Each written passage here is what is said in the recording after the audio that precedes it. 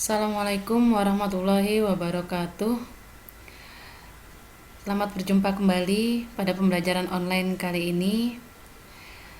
Pada kesempatan ini kita akan bahas materi uang kelas 9 SMP dan MTS.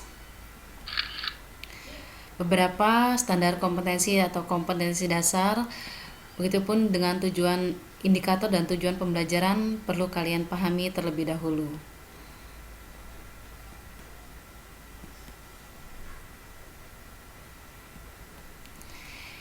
Ya, kita langsung saja membahas tentang materi uang.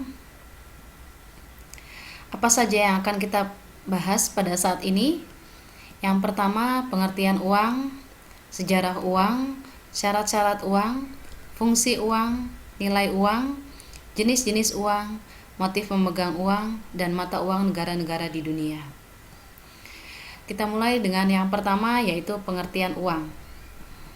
Menurut Robert Stone, uang adalah segala sesuatu yang diterima umum sebagai alat pembayaran barang-barang. Sedangkan menurut A.C.P. Gow, uang adalah segala sesuatu yang diterima umum untuk dapat digunakan sebagai alat tukar. Berbeda lagi dengan pendapat Sayers. Sayers mengatakan bahwa uang adalah segala sesuatu yang diterima oleh umum untuk membayar hutang. Sedangkan R.G. Thomas mengatakan uang adalah benda yang diterima oleh umum untuk pembayaran, pembelian barang, jasa, dan kekayaan berharga lainnya, serta untuk pembayaran hutang.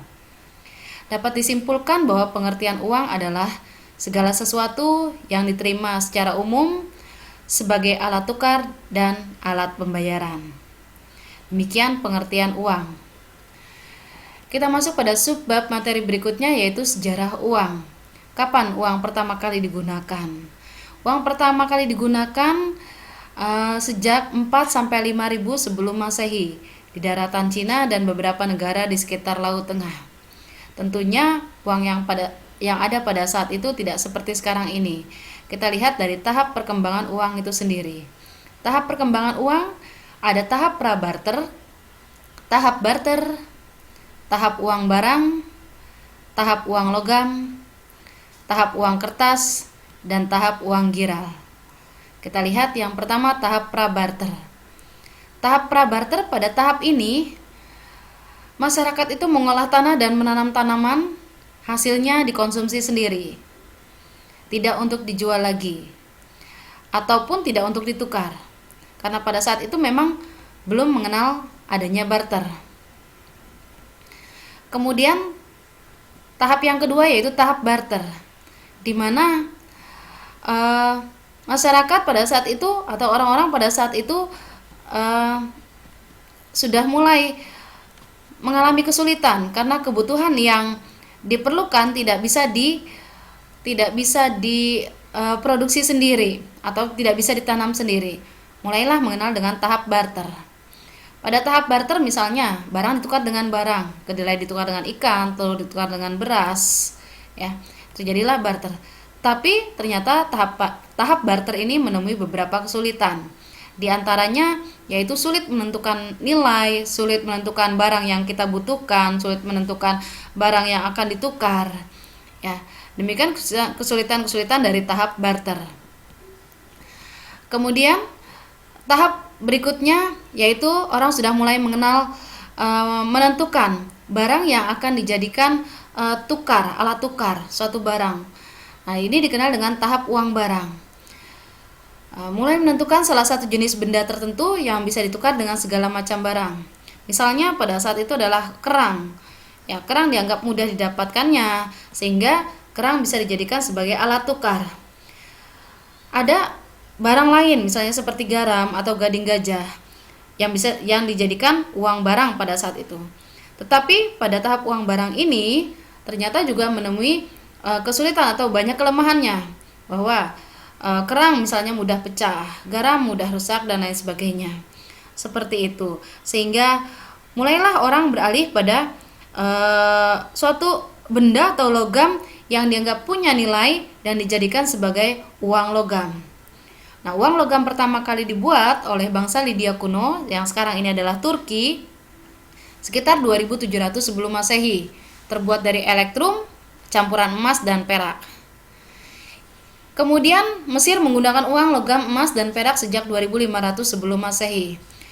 Dilanjutkan dengan Yunani sekitar tahun 594 sebelum Masehi dan Romawi sekitar tahun 212 sebelum Masehi. Nah, ini contoh gambar uang logam yang pertama kali digunakan seperti ini. Tahap uang logam pun ternyata juga banyak kelemahannya. Jika dikumpulkan dalam jumlah yang banyak, ini akan menjadi berat atau tidak mudah, tidak praktis, tidak simple. Kemudian mulailah orang menggunakan kertas sebagai uang, ya, tahap uang kertas. Sejak abad ke-11 uang kertas ini mulai dipakai di Cina. Tetapi dengan adanya uang kertas bukan berarti uang logam itu lenyap dari peredaran, tetapi uang logam tetap mendampingi peredaran dari uang kertas. Tahap selanjutnya adalah uang giral. Nah, sejalan dengan perkembangan ilmu pengetahuan dan teknologi, sekarang ini membawa uang tunai sudah tidak lagi praktis atau tidak lagi menjadi aman bagi masyarakat. Masyarakat lebih cenderung menyimpan uangnya di bank, kemudian menggantinya dengan uang giral. Uang giral bisa juga digunakan sebagai alat pembayaran. Nah, misalnya seperti kartu kredit, kartu debit, cek, dan lain sebagainya yang masih berkaitan dengan itu. Nah, itulah tahap-tahap perkembangan dari uang. Selanjutnya, syarat-syarat suatu benda bisa dijadikan uang. Apa syarat-syaratnya? Yang pertama, diterima secara umum, nilainya stabil, jumlahnya harus mencukupi kebutuhan, mudah disimpan atau dibawa, tidak mudah rusak, mudah dibagi-bagi.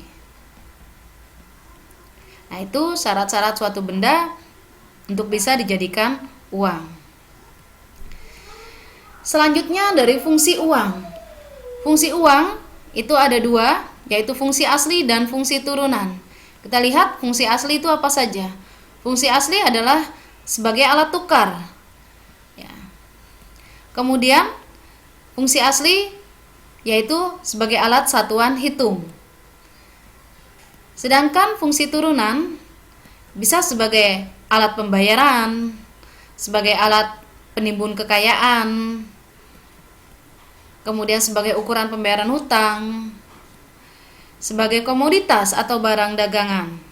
Bila mata uang suatu negara ditukarkan dengan mata uang negara lain. Selain keempat fungsi ini, ada juga fungsi lainnya sebagai alat pemindah kekayaan, sebagai alat penunjuk harga. Kita lanjutkan dengan jenis-jenis uang. Berdasarkan pihak yang menerbitkannya atau berdasarkan bahan pembuatnya. Kita lihat berdasarkan pihak yang menerbitkannya, uang itu terbagi dua, yaitu uang kartal, uang yang dikeluarkan oleh pemerintah, dalam hal ini adalah Bank Indonesia, yang berfungsi sebagai alat pembayaran yang sah. Kita sudah mengenal ini dan kita sering menggunakannya setiap hari. Macam-macam uang kartal adalah uang logam dan uang kertas. Selanjutnya uang giral. Uang yang tidak berbentuk tunai dan merupakan saldo tagihan di bank sewaktu-waktu dapat diambil dan digunakan sebagai alat pembayaran yang sah. Uang giral seringkali kita jumpai, atau mungkin kita juga sering menggunakan cek, bilet giro, kartu kredit, tabungan, wesel. Ya. Selanjutnya jenis uang yang kedua yaitu berdasarkan bahan pembuatnya. Berdasarkan bahan pembuatnya ada uang kertas dan ada uang logam. Tentunya masing-masing uang kertas dan uang logam ini punya ciri tersendiri. Ya, atau identifikasi dari uang kertas dan uang logam. Bisa dilihat di sini.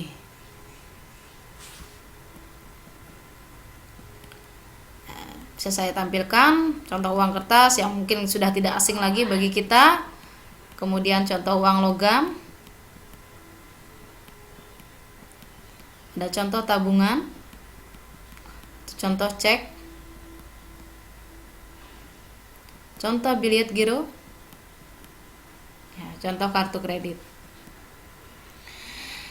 Kita lanjutkan dengan nilai uang. Nilai uang apa saja? Ada nilai nominal, nilai intrinsik, nilai real, nilai eksternal. Kita lihat satu persatu. Apa itu nilai nominal? Nilai nominal adalah nilai uang yang tertulis pada mata uang yang bersangkutan. Misalnya ini, karena tertulis dalam kertas ini adalah Rp500, berarti nilai nominal ini adalah Rp500. Nah, ini adalah uang Rp1.000 karena di dalam uang tersebut tertulis nilai Rp1.000. Nah, itulah yang dinamakan dengan nilai nominal sesuai dengan angka yang tertulis pada mata uang yang bersangkutan. Yang kedua, nilai intrinsik. Nilai intrinsik ini adalah nilai bahan yang digunakan untuk membuat uang itu sendiri.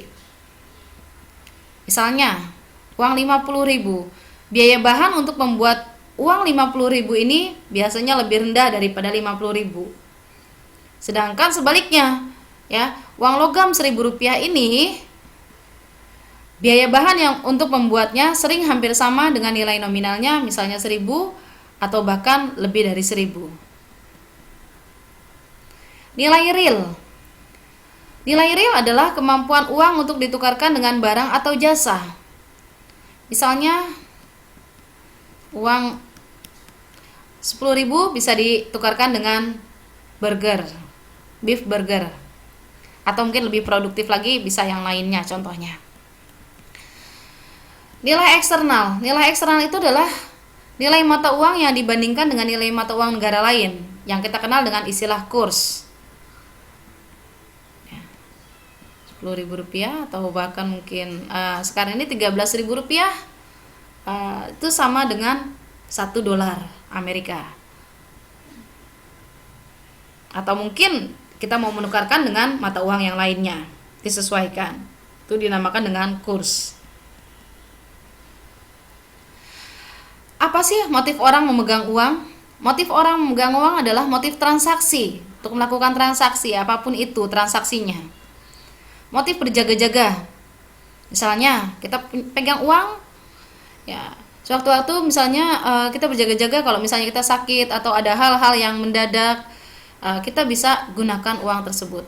Atau motif spekulasi, untuk motif untuk mencari keuntungan nantinya. Ya, itu motif memegang uang. Ya, sekarang kita mengenal mata uang negara-negara di dunia. Ya, ini bisa kalian perhatikan, bisa kalian simak mata uang negara-negara di dunia.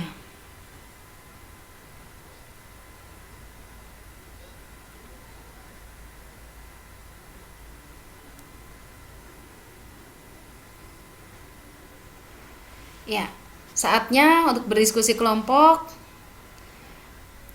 Ya, bisa kalian lihat, perhatikan di sini, identifikasikan ciri-ciri uang berikut ini.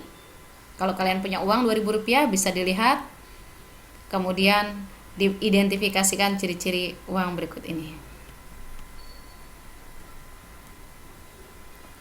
Ya. Demikian mungkin apa yang dapat saya sampaikan.